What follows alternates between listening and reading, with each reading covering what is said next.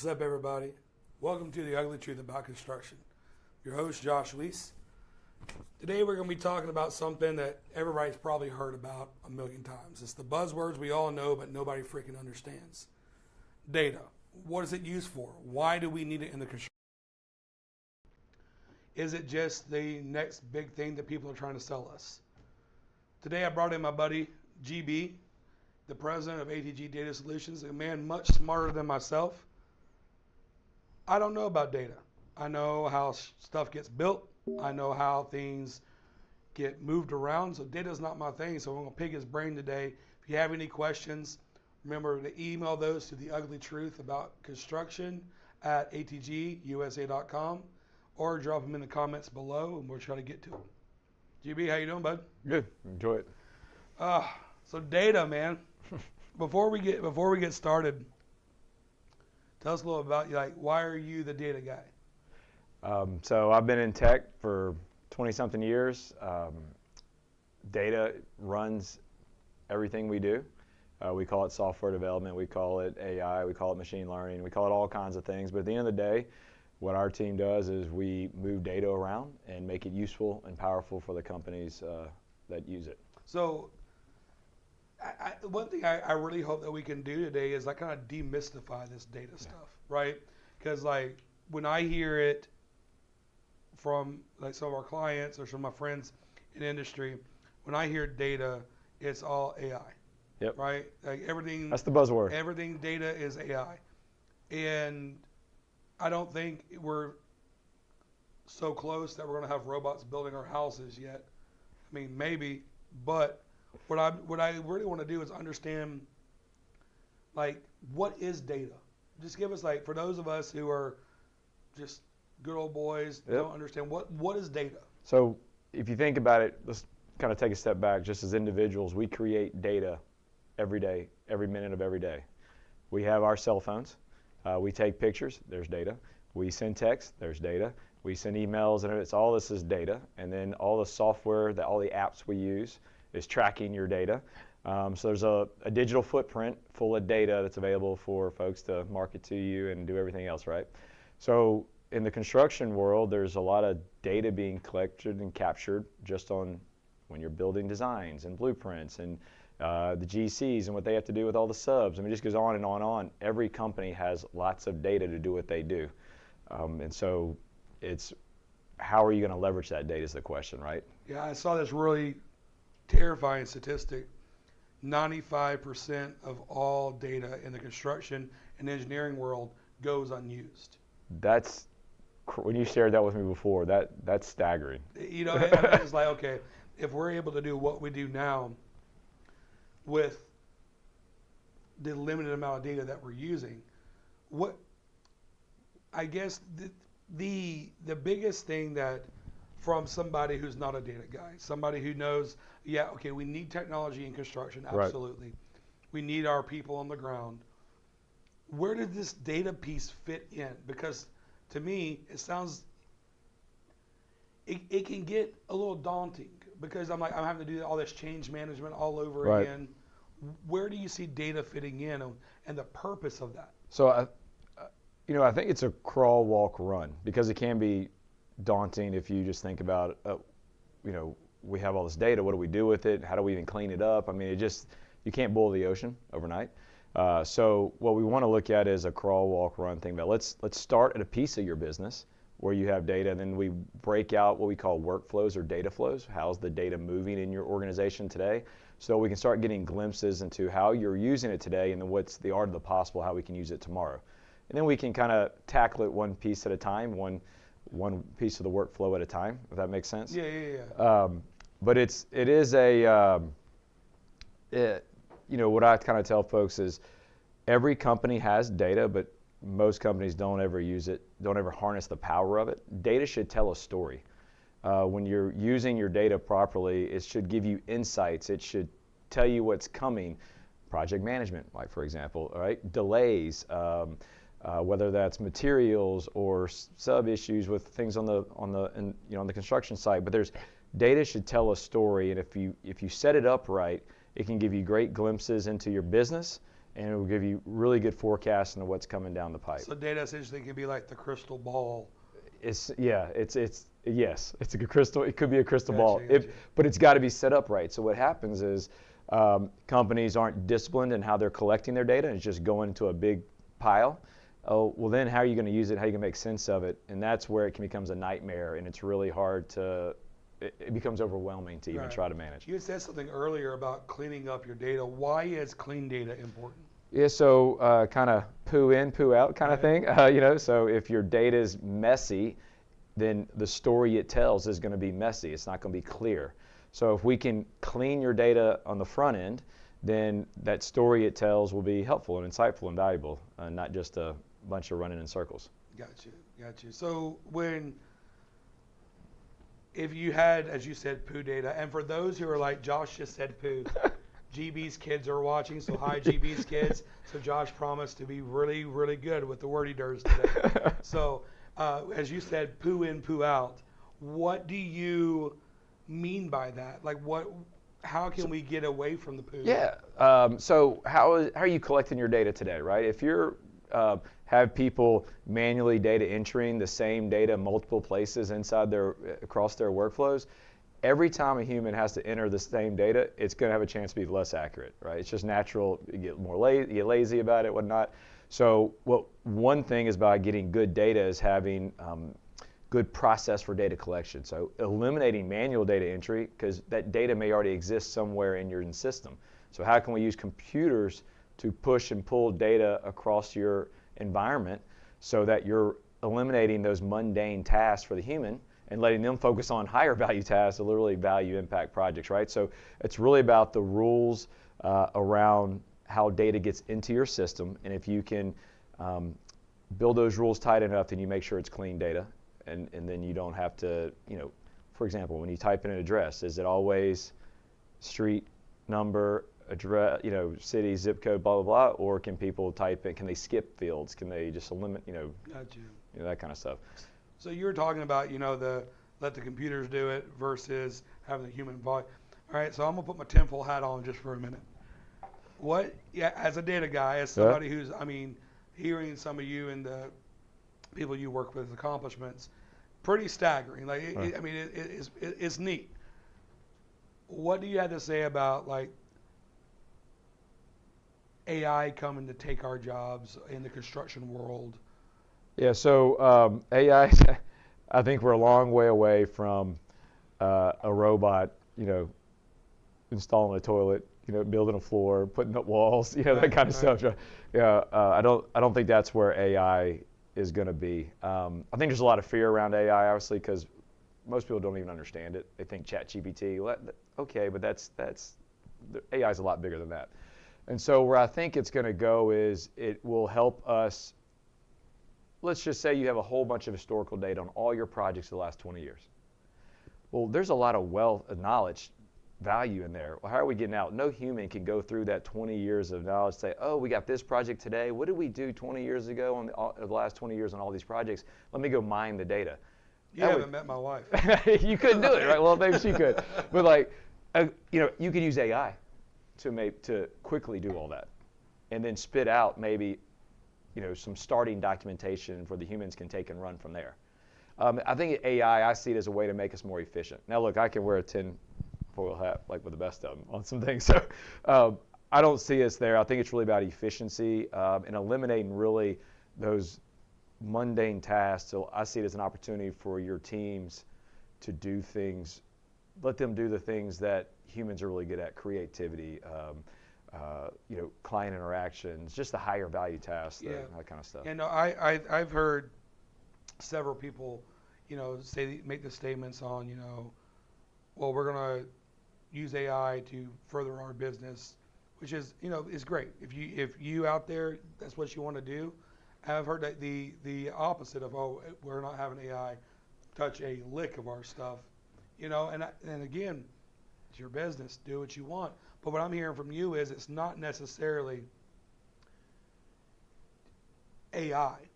So AI is just a buzzword. That's just what we're hearing in the industry. There's so much more to data than AI. Yep. You're saying I can get my crystal ball where I can see my past performance, future endeavors.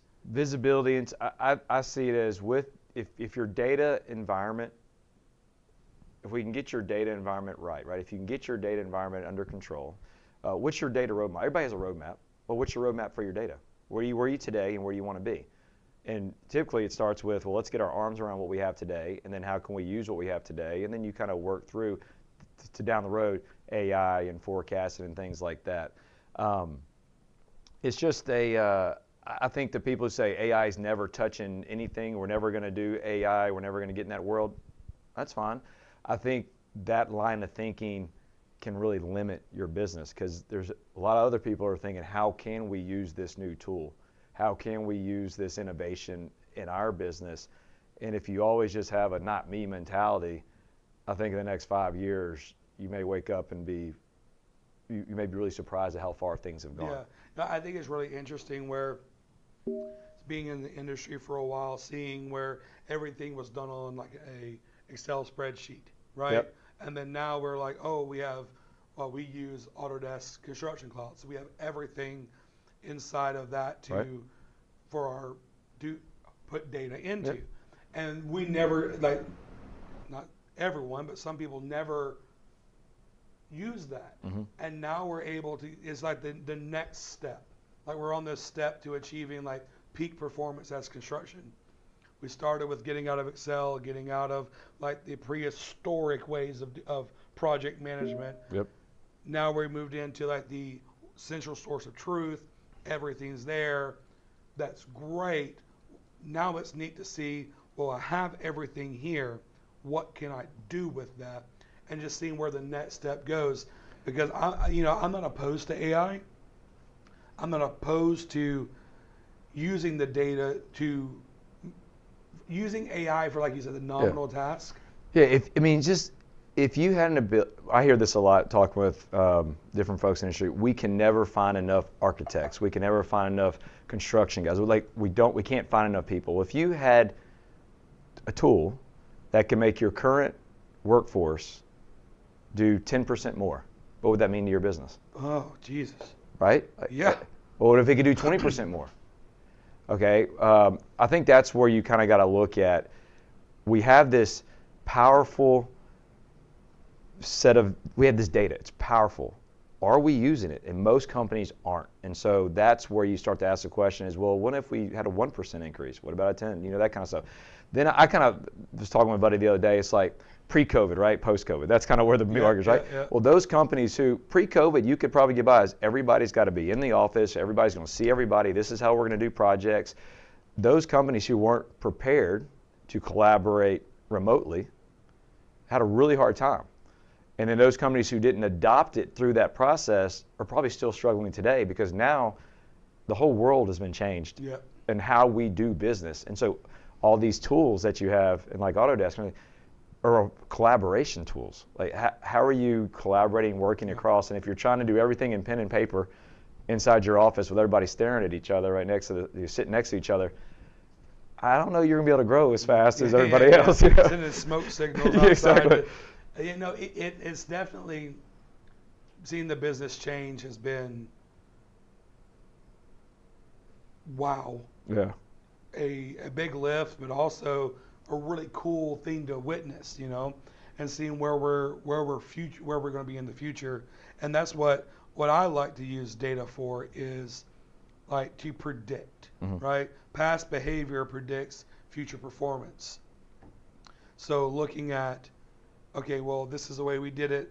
That one statistic we were talking about earlier, where it's a company spends average of 13 hours per week looking for data. Yeah. That's where everybody has tools, and every company has tools and systems. Are those tools and systems connected? If they're not integrated, that's what happens. You have people running around, very valuable assets to the company, very smart people running around chasing data when they could be building the next building, right? Yeah, so I have like spreadsheets for my spreadsheet. Yeah, exactly. Right? So I'm like, okay, where am I going if I click this spreadsheet? But if that breaks, Well, what happens if you break? right? So when you build, the companies are built around manual processes, around individuals. If they get sick or they go on leave, or they hit by the bus, like what happens? I've seen companies literally come to a grinding halt because they don't know how to access the data, move the project along, and things of that nature. Yeah, I didn't think about that. Because like it, essentially, if you think about it, like all the knowledge is stored in one brain. Yep. Instead of across. That's a wow. That's a neat concept to think about right there. What is your favorite thing about data? Like why? It's such a nerdy thing, man. So I'm not an engineer. So I'm the dumbest guy on my team. I have a really smart group of engineers that do all the data, right? So I sit around going, man, these guys are smart.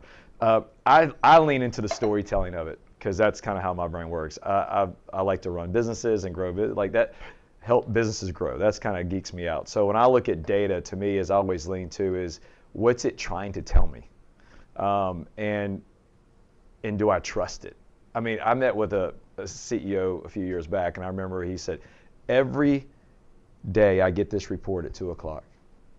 I'm like, and he goes, and every day at 2 o'clock, as soon as I open, I know it's wrong. I'm like, how are you running your business if you know the reports, all your data you're getting is wrong for your leadership team?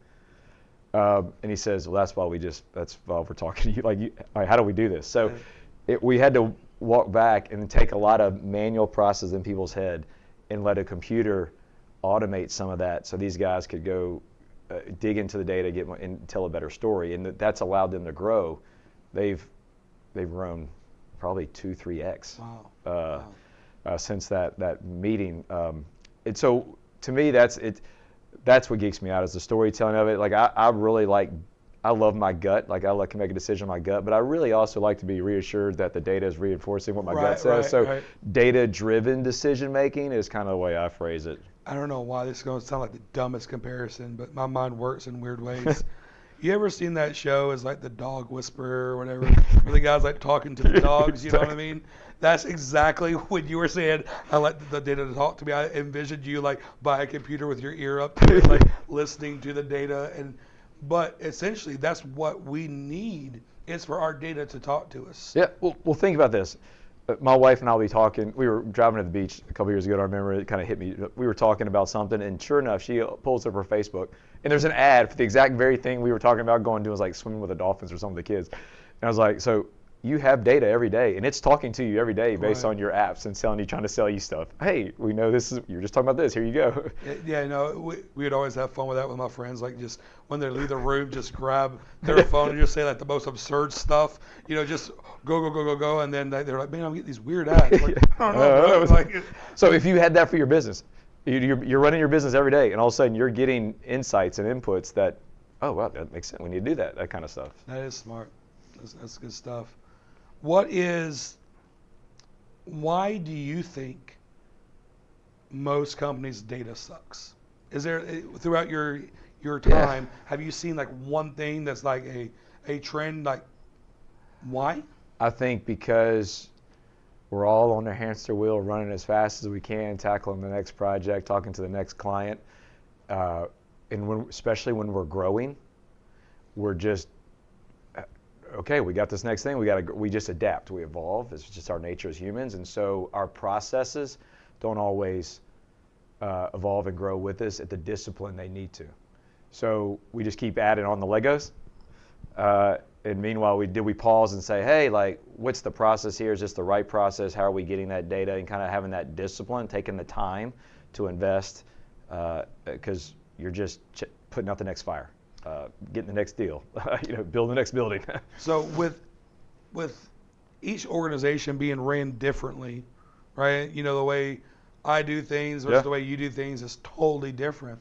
Have you noticed there's been like one crux that's been, man, if everybody would implement X, it would help their data journey so much? Or is it really case by case per company? I've never been asked that. That's a really good question. My gut says, well, there's obviously things we can do from a disciplinary standpoint to help us but I've always tried to tackle things as meet people where they are. So we need to understand your business. You may have 10 construction companies, but they're all different. So we need to understand what makes you you, and what do you do today, and how do you do it today. And then I think when you start there, then we start finding what's unique to you and how your processes work, and then how do we work with your data and evolve from there. So you There's said no silver bullet. I like that. You said there are some disciplinary things. So if you had to give me and our folks watching like one do and one don't when it comes to data right now, they may have no tools, they may have some tools. What would be like, hey, definitely don't do this? So, man, these would be good questions to give me beforehand. The thing of it is, we don't tolerate bullshit here. So we try to catch it on the fly, because we want that realness, man. Yeah. So I think let's see, what would be a good rule of thumb to do? Here's one thing: use the tools that you invest in to their fullest capacity. Oh, you mean don't buy a tool just and use it halfway? Honestly, that's one of the things we get in. We're like, you buy these really robust tools with all this horsepower, but then you still have your process over here when it all can be done inside the tool, and that would eliminate a ton of manual data, double entry. Sure. So that's a one we see over and over and over again, and then we just buy tools with no real purpose. Don't get sold on a tool. Have a problem, and the tool solves the problem, and then use it to its fullest potential to do that, and adopt it wholeheartedly. I think change management is hard anywhere. Yep.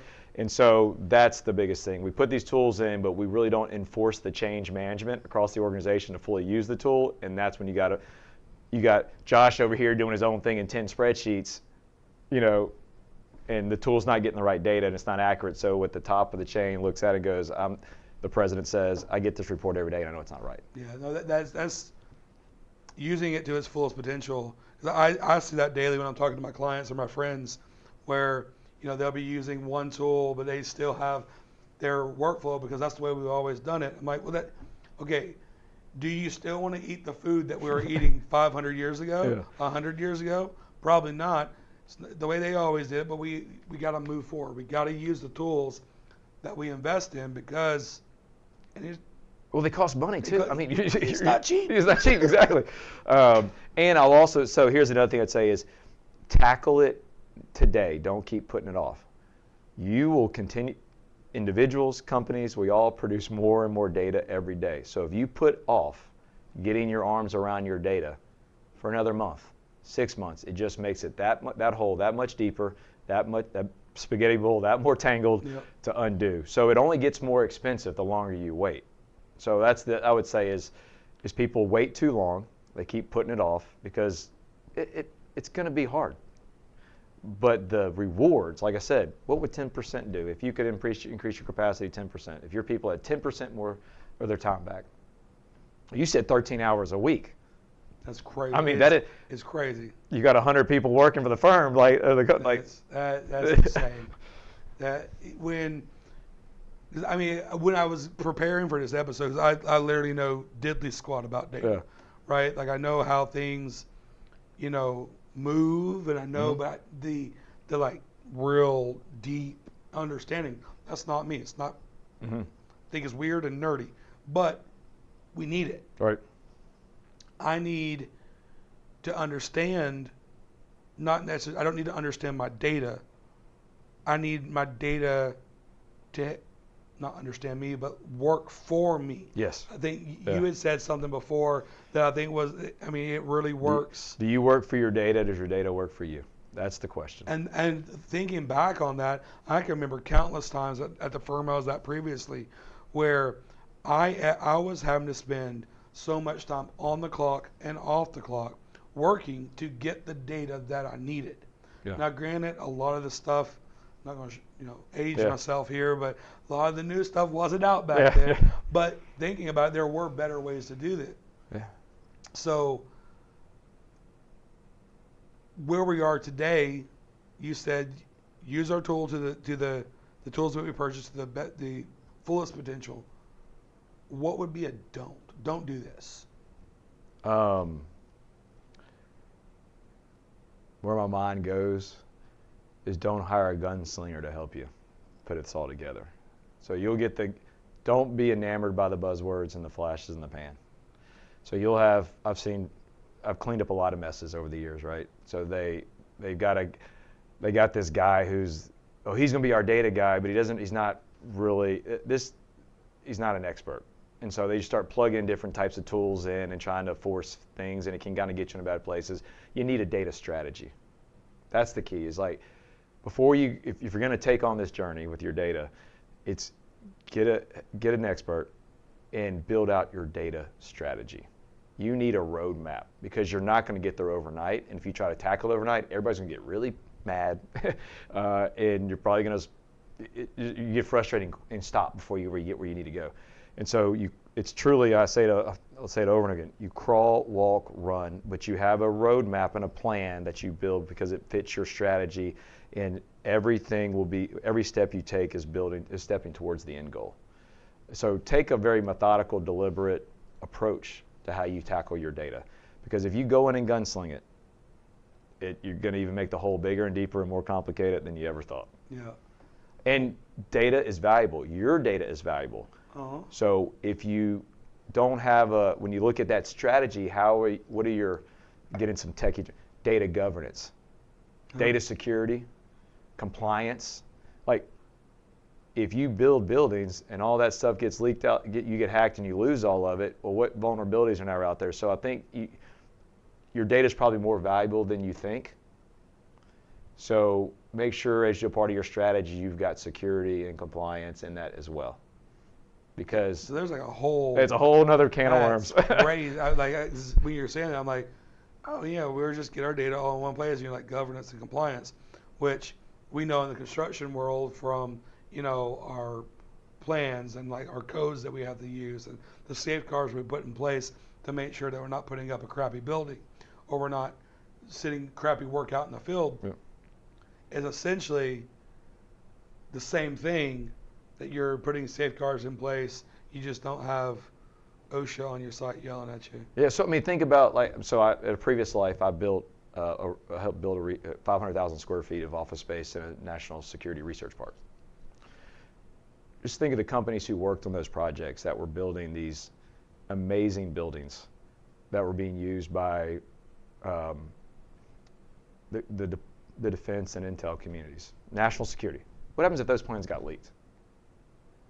I bet it would not be a good day for somebody. Then people know about how those buildings are connected, everything about those buildings is now you've got, so, you know, and that's maybe an extreme case, but there is a sense of responsibility you have on your data, and and in today's world, there's people trying to get everybody's data every single time. So it's not when you get hacked, it's not if, it's when. Yeah, and you know, that may be an extreme case, what you talked about, but I've seen several times, you know, down to the smallest things of, you know, you might have a proprietary way of doing something, and then that gets leaked because like your Revit model couldn't hold, you know, pull out that, and it gets sent, and then somebody sends that to your competitor, and then now they have your proprietary, which is now, you know, not supposed to happen, but we're all in business, you know what I mean? Like it's.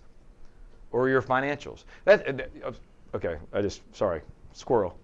So financial, one thing I see in construction is your operations doesn't connect with the finance accounting departments. Like you got all these teams running ops, but you got these people running the books. Yep. And there's gaps in how you're doing your invoicing. And when things get done, it's like, why are these things not connected? Because wouldn't it be really cool if you could go just do what you do every day and it automatically came over here and automatically sent invoices or whatever? Like, just simple things like that. It's like I've gotten deeper in the construction space, it's been really interesting. It's definitely, we had our accounting person, sweet little old lady, loved her to death. But when I talk about the most fiery, when it was time for stuff to get done, because we didn't have stuff connected, it was just a, you know, manual, hey, this not conducive. We've got, as an industry, we've got to care about this. Right. Maybe not to the point that you're going to go develop a custom AI tool to wipe your butt for you. Yeah. But you've got to care about your data enough. The way I look at it is like your data is like your company's, it's like your grandbaby, Yeah. right? Your company's your baby. That data is your grandbaby. You want that data, you got to protect that, nurture that, Yeah. and give it a little more attention than you did your baby. You Yeah, know what yeah. I mean? Yeah, it is, when you're looking at this stuff, I think the thing is well, you know the old saying, I think it's if you're not growing, you're dying, or something like that. It's like, so is your business. If what we think about what we know today versus yesterday, or it's like technology used to eclipse itself every 2 years. That's, I mean, was it every 6 months now? So what we know today, like we talk about COVID, pre-COVID, post-COVID, like what do we know today? Well, we know tomorrow is going to be completely different. So if we're not growing, if we're not preparing, if we're not embracing what's kind of coming, where are we going to end up? Yeah, that's funny. I think it was episode 1 was curiosity didn't kill the cat, complacency did. Yeah. And because I've seen so many companies, not with data, necessarily, but refuse to be forward thinking, refuse to grow, and they're not around anymore. Yeah. And it's really hard, not for me, to tell somebody exactly what it is. Like, hey, dude, you're going to go out of business if you don't stop. Yeah. So it's essentially the exact same thing that we've been through. With all the changes, Yeah. but just with data now. Well, I think with construction, I think historically people would say as well, it's been slower to adopt technology. Oh yeah. And okay, but it doesn't mean we have to continue that. I think it's the industry, I think, is ripe for embracing it. It's like those companies who do embrace this innovation, this change, the technology, this controlling their data, like they're gonna just skyrocket ahead of everybody. Yeah. It's right now, I think construction is just really at a really interesting inflection point. Man, I am so, because again, as I've stated, I'm Yeah. an Autodesk guy. That's Yeah. what I love. And seeing the way that we had the not new forma, but the new forma, Yeah. right? Where they had that data aspect of things from the inception of the design that can then flow over into construction.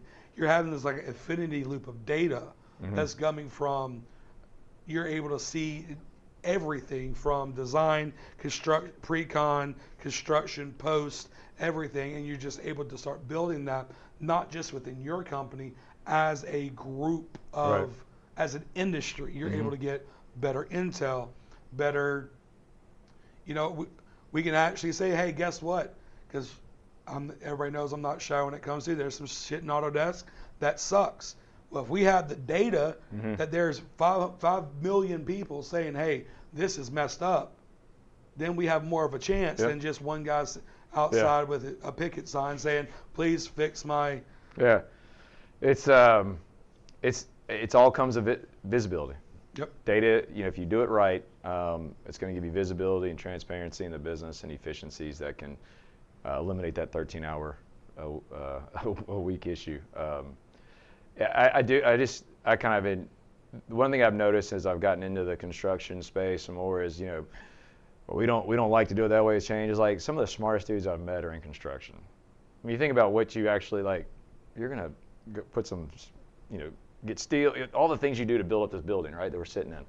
It's like there's some smart dudes, and they've probably got pain points down here if we just listen and how we can help them with the data and get them things that that superintendent on the ground is just busting it every day. Like, what can we get him in the way of data to make his job easier? Yeah. That's why I think there's just, I think it's going to be very different. If we sat here in 2 years from now, I think it's just going to be really different what people are doing in the space. That'd be crazy. Probably like a floating chairs and stuff, One thing I like to do, just as friends, is what is one of your favorite quotes? It doesn't have to be about data. Like, what's one of your favorite quotes of your life that you really like, or a mantra you live by? I'd say embrace is just. I don't know if it was a book I read years ago. It's like you just got to embrace the change. Change is going to happen. Yeah. I read a book a long time ago. It was like my iceberg is melting. It's some like kind of cartoon type thing about penguins and their iceberg was melting. But it's all about how do you enforce change? Like everything around us is changing. It's not going to stop. You may not like it, but it's not going to stop. Yeah. So you just got to just embrace it. And so like this whole data, this whole AI thing, like, yeah, there's certain things I don't like about it, but I'm not going to put a chip in my head. My kids may have to, but I don't know. Right. Yeah, no, it's, when I was in the military, one of our things was like embrace the suck. So it's kind of the same thing. Like, this sucks. I don't like it, but guess what? We got to do it. So, okay, let's move forward. But just don't be scared of it. Yeah. I mean, just like, just don't do things out of fear, because that's, there's these as leaders in these in the construction companies, in the construction industry, right? If you can embrace it, just think where we can go, where we'll be next time. Yep. Yeah.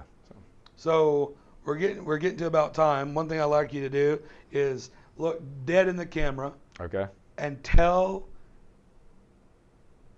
somebody out there who's struggling with data. Right? Struggling, trying to find. Tell them what you would tell them as a friend. Okay. So where I start with when you're struggling with your data is why? Why are you struggling with your data?